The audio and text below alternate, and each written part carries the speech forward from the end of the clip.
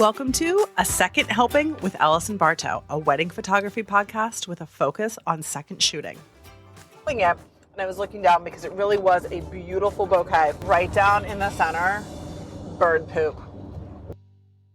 So today's episode is going to be Save, Delete, Dodge, and Burn, where I do a wedding recap of what went well, what didn't go well, what I want to do more of, and what I want to do less of when it comes to a wedding.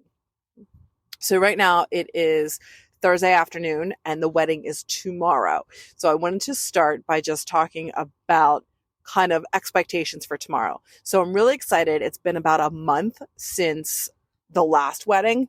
I'll have to double check. Might be more than that. But the wedding is with a photographer, Dave, that I love to shoot with. He's great to work with. And as far as logistics, the venue is in Newtown Square. So it is half an hour from my house, maybe. The groom is getting ready at the Hilton Garden Inn right next door. And I did second shooting for groom prep there in November. So it was nice. It's a newer hotel, easy peasy. Loved everything about it. And the venue itself isn't very far from there. So logistically speaking, that's easy. It is the Ballroom at Ellis Preserve for the venue. So dealing with a nice parking lot situation, you can make multiple trips to the car. I love that.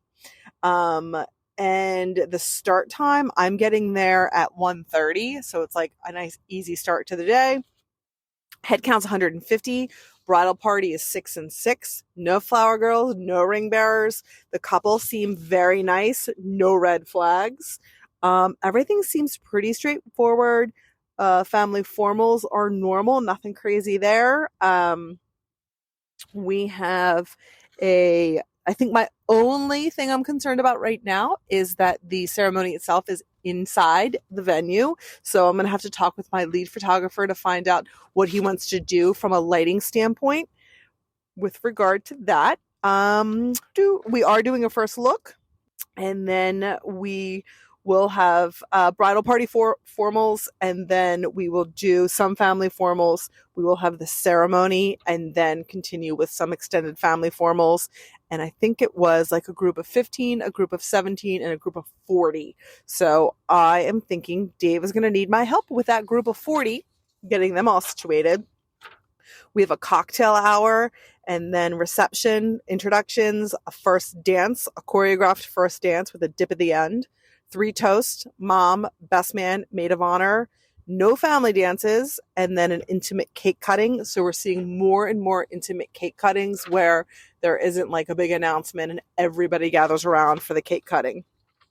And it looks like our end time is 10:30. Yep, 10:30. And they did say yes to a nighttime shot. And Dave is great at lighting and nighttime shots. So heading into the wedding, I feel really great about everything. It all seems easy enough, like I said, from a logistics standpoint. So sometimes when I'm looking at the timeline and it's like drive into Philly, figure out where to park, get all your gear over to here. You've got to do it all in one shot. You can't do multiple trips to the car. So if you're trying to bring a bottle of water with you, you got to figure out where to put that in the bag and all of that. Whereas when you've got like suburban country club situation, or this is a ballroom, you've got that ease of being able to park and make multiple trips to your car if you need to. And in this situation, everything is happening at the venue. So we're doing first look, ceremony, and reception all on site. So that's also nice because then you're not worried about like traffic getting from, say, ceremony to venue, or family members getting stuck in traffic or stopping and then not being there in time for formals. So really looking forward to it. The weather looks great. I think we have like a high of 59. Last I checked, it was sunny. I don't think there was a chance of any rain. So it's not too hot, not too cold. So everything's lining up to make for a really great day. So I will be checking back in to keep you updated and then do a recap.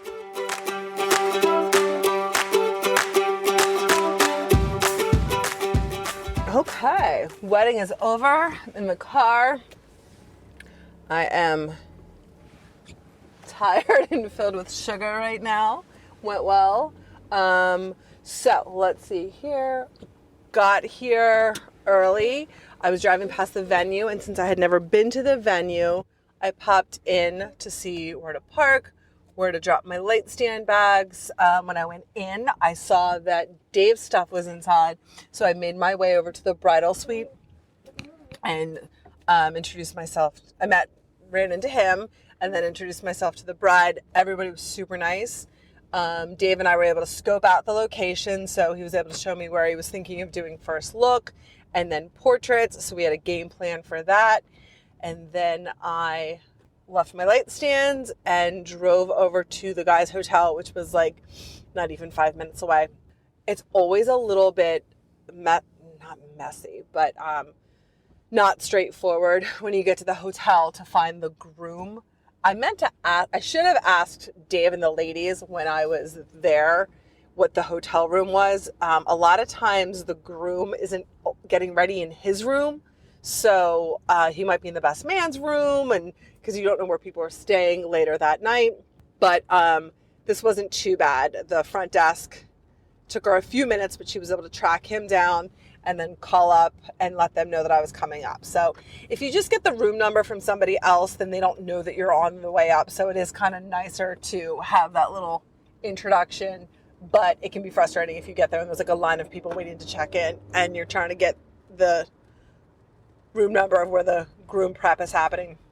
So I went up there and everybody was already dressed, suspenders, stuff like that.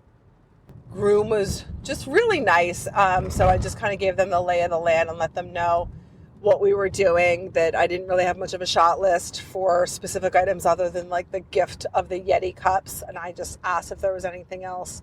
He said no. I did see a card on the table with his name on it, and I could see that it hadn't been opened yet. So I confirmed that it was a card from the bride. And so I said, oh, well, if you want, when the videographer's here, we'll just open that. I had said earlier that we would do some things by the window, so we had the nice natural light coming in. So that all went well. We left pretty much on time to head over. It was a nice day. It was really warm in the morning, but then it did get a little bit colder. And we went out and did first look, and it was kind of drizzling a little bit, and then it stopped. We did portraits. Everyone was good. A little bit of grumblings about the weather, but not too much. And did the majority of the family photos, and there was about an hour break between the end of photos and the ceremony, which was nice. So we were able to get our lights set up, kind of come up with a game plan. So a challenge in this space was it was inside in the ballroom, and it had the chairs from the aisle up against the wall. So you couldn't go up and down the sides of the room. There were 3 videographers there. So 3 videographers, 2 photographers, and you couldn't go around the sides. So I confirmed with Dave that I would just stay in the back because it was a very short aisle. And the aisle had clusters of candles at the end of each chair, and it was a combination of pillar candles and floating candles, and they weren't next to the chairs. They were like out from the chairs and at kind of an awkward angle, and we were like, this is a little bit dangerous and a recipe for disaster with all these like flowing dresses coming in. And then the other thing we noticed was that at the like altar area, things weren't centered.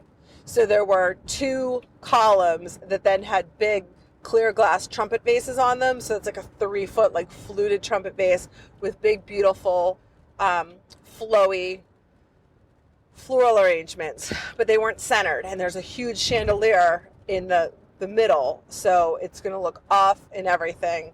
And so like the aisle centered underneath the chandelier, but then everything was like to the left, and the florists were there. So I nicely was asking them about that, and then they started saying it was because the table for the unity candle was there, which didn't make much sense. And then we met the venue the day of, coordinator, the manager for the venue, and he was really great.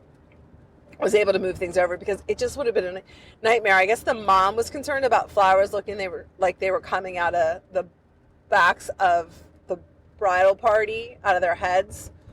but it would have been way worse to have everything crooked for the pictures. So we got that taken care of because that was scary. Because in real life, something looks like not great, and then in the pictures, it's a nightmare, and you can't really fix that. We were able to get that under control, and then had a game plan. So I normally will shoot as the second, the back wide angle, and this had like an entrance. So I got all my lighting set up for that. That went well. Only one person during the ceremony, right before it started, knocked over a candle. So they cleaned that up. It was a floating candle, so there was water all over the floor. But the good news is the floating candles extinguish themselves when they spill. It was probably a 15-minute ceremony, so we weren't able to move around too much. Dave was up front. I think he was able to move around and get some different angles, but it was pretty quick and speedy. So that all went well. And they're recessional. When you have a really short aisle like that, the recessional, you only can get a couple of shots fired off because you just don't have that much of a walkway. And then after that, we had 3 more extended family groupings, 15 people, 17 people, and the one with 40 people. So poor Dave went and grabbed a chair for him to stand on and set it up against the wall. And then when he came back, one of the grandmas was sitting in it, so we went and got another chair and brought it back. And then another grandma sat in it, so then we had to get another chair. But we were able to get everything taken care of. Because it was a tight space, Dave and I shared light stands. So we had my light stands with the mag shoe and the mag ring, and then we were able to put each of our flashes. So we had 2 flashes in each light stand. Then we had cocktail hour, and we were able to get our light situated in the reception space, did our grip and grins at cocktail hour, grabbed a few appetizers while we were in there. Dave photographed the room reveal. It's always nice when they do a room reveal so the lead photographer can get a nice shot of them seeing the room for the first time. And then this was the second time that I've seen this. I know it's probably pretty frequent, but they had the couple practice their first dance. So Dave was able to get some shots of them doing their first dance without the lights down and everyone, in the space. So it's always nice to have sort of those backup safety shots for that. And then we had introductions, which I hate. I feel like the lighting, I'm getting better with the lighting on those, but I feel like it's always just trickier for some reason. Even when you think you have it down, it comes out differently. People never seem to walk in, they come in and they go around the tables. So if you don't have a wide enough lens, you're only getting one person. I was shooting with a 35, so it felt too wide, but I was able to get everybody. And then the second or third couple that came in, I think it was only the second, they spilled something on the floor. I can't remember what it was, but they spilled something. And then I was worried that every couple came in after, because nobody coming in for introductions is looking down at the floor. They all have their little move that they've come up with. And I was so nervous somebody was going to wipe out on the floor, but everybody was safe. One couple popped a bottle of champagne. One couple, I think, just had drinks. Another couple did the beer chug. So that all went smoothly enough. First dance was only 60 seconds with a dip at the end, and then no other family dances. There wasn't, the bride's father had passed away, so there wasn't a father-daughter dance, and then they didn't do the mother of the groom and the groom either. I don't know if that was because the bride didn't have her dad, but the only dance was the couple's first dance. Mom gave a toast, and then best man and maid of honor gave speeches. Those are always a little trickier to photograph too. Because there were 5 of us, I had my 2 flashes up and an on-camera flash. I always in my mind want to have a third flash to triangulate, but it just seems like so many tripods or light stands on the floor that when the moment comes around, I just stick with my on-camera and the 2 off-camera flashes that are already in position. So I feel like those shots are always kind of boring. And it's tough with 3 videographers on the floor. I didn't want to step in front of them, so I was kind of moving around a little bit just to try to get different angles from Dave. And then there was some downtime with dinner, and dinner was taking a really long time, and the video guys were going to be wrapping up. So we did the cake cutting, and that went well. So overall, it was pretty good. They were a really, really nice couple. The bridal party was really nice. So there weren't any problems with them. I would say overall, the things that went well that I would save were just how nice they were. Everybody, for the most part, was really kind and just patient and in a good mood, good energy. Things that I would delete. Not too many. I mean, the weather, it got a little, right when we were doing portraits was when it kind of got the coldest it was during the whole day. And also it drizzled a little bit. So the girls in their dresses were cold and the grandmothers were cold. So that would be like a downside. They somehow forgot to serve us dinner. They told us where it was going to be. We were all in there. There were all these salads. So we had some salad and then we were waiting. And then we were like, this is just taking too long. So we then just went back in to the ballroom for dancing. So that wasn't great because then you're just like starving and then you're like eating like appetizers and that's it. And then cake at the end of the night. And then things I would do more of, what I would dodge, I would say, I feel like there are times like right when the reception's starting, maybe I could get some more creative shots. And for some reason, that time always seems to slip away. I don't know if I feel like I'm supposed to be doing something else or be assisting with something. But then later on, I'm always like, maybe I could have gotten something more creative in those times. So I need to be more intentional with that time. Burn, things I want to do less of. No, I feel like there weren't too many things. I'm trying to get the lighting dialed in for the reception shots. I did a good job of shooting. You know, Dave and I talked about just making sure we don't have too many reception dancing pictures. So making sure that I don't overshoot that portion of the night. I find that when you get to that part, it's like the expectations for like specific shots and all that stuff you've taken care of. So then it's kind of fun. Everybody else is having fun. You're just trying to get, you know, some just creative, candid shots, and it's easy to overshoot that. So continuing to not overshoot that. I want to do more of that and less of too many dance floor shots. Overall, it was good. Everybody was happy. There was only the one 16-month-old little guy who was there for family portraits, and he did great. He was smiling and happy. Yeah, I think it was a success, other than not having dinner, and then Dave and I at the end of the night standing by the to-go cake table and just eating cake out of a bag with our hands. And that was it. The videographers were pretty good to work with. They were friendly. Dave works with them a lot, so they knew him. The DJ was nice.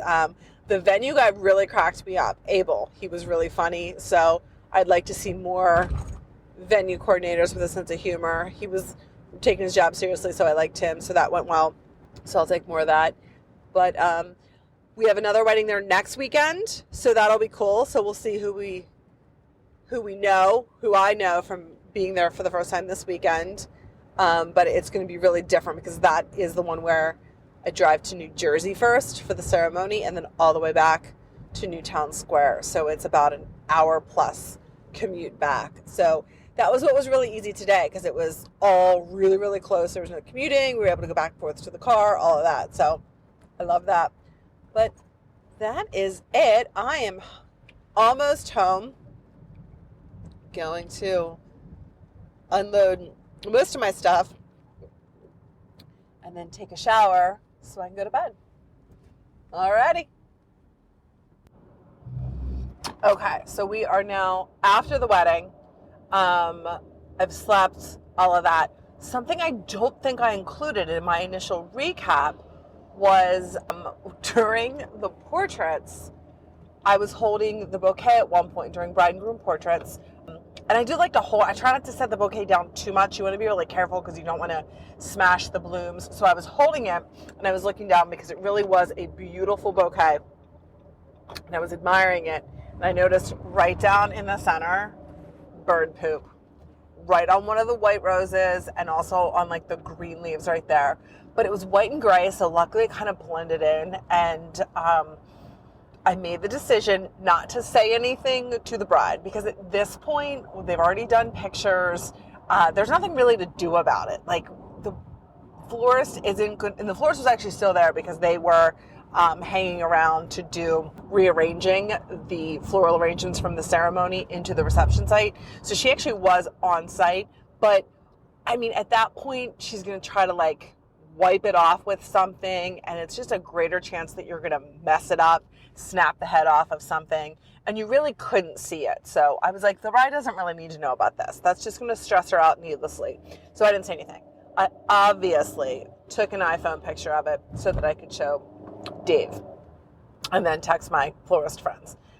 So in that situation, like, you know, I don't know when it would have happened. I don't know if Dave took them outside to do any detail shots. That's not really like him. But even if he did, it would be kind of quick. My first thought was that maybe the florist had taken them out in the morning. A lot of florists will take the bouquets outside or like when they're loading up and do some photos in the nice natural light rather than their shop lights, which are like fluorescent and gross normally. So my thought was maybe when they were sitting outside or being loaded, it could have happened because we were outside so briefly with portraits. And the only other time they really would have been outside would have been like if Dave took them out, which like I said, he doesn't normally do. So, and if it had been when he took them out, I just didn't want to create any waves. So I don't think the bride ever even noticed. The other thing I think I did mention, the just cylinder candles just being kicked over throughout the night. And I was on the florist Facebook page and they had a reel and they had like pictures from a wedding they'd done at Crystal Tea Room. And again, it had like a dozen plus cylinder candles or candles and cylinders, pillar candles, floating candles, which just is crazy. I think the venue must be so annoyed because then they're just cleaning melted wax out of their carpet. So moving along, I downloaded all of the images and I had, what was the number? I ended up averaging 210 images per hour. And I looked, and the last time I shot with Dave, I'd averaged 226 images per hour. So I was at 210 per hour. That was with me really consciously trying to shoot really intentionally and not just, a lot and not duplicate stuff like, during the ceremony and things that Dave was already shooting. So that was good. I think the groom prep stuff looks great. I still am struggling with reception dancing. Like, even when I like my light, the focus just seems to bounce around all over the place. Like, there are so many shots that are not in focus that would not have happened with my old DSLR. And I don't know if the Nikon Z6 II, the mirrorless, if there's just too many focusing options. I don't know if I'm not picking the best focusing mode because I'm doing back button focusing.